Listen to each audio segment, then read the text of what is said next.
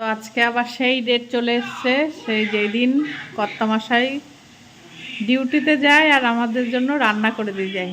তো দেখো চিকেন কষা হয়ে গেছে, প্রতিবার যা করে আমাকে দিয়ে দিয়েছে চিকেন কষা। আর দেখো রান্না করছে, চলো দেখাই। যাওয়ার দিন রান্না করে খাইয়ে দিয়ে যায়। রান্না করছে কি সব বলে, দেখ খাওয়ায় আর এইসব বলে। আর এই যে গোপাল ভাট দেখবে আর এইদিকে রান্না করবে, রান্না এদিকে করুক। তো চলো মাংস কষাটা খেয়ে দেখি কেমন হয়েছে। গরম হেভি হয়েছে। আমার কর্তা মাসে রান্না করবে ভালো হবে না, তাই হয় হেভি রান্না করতে পারে। মাংস টাংস রান্না শিখেছি আমি নিজেও কর্তার থেকে। লবণ ঠিকই আছে।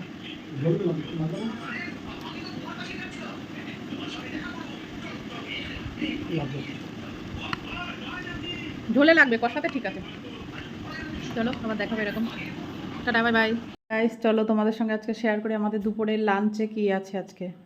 প্রথমে দেখতে পাচ্ছ সাদা ভাত, উচ্ছে আলু ভাজা, একটা নিরামিষ তরকারি, ডাল, আর কর্তার হাতের স্পেশাল চিকেন, আর সঙ্গে আছে শসা।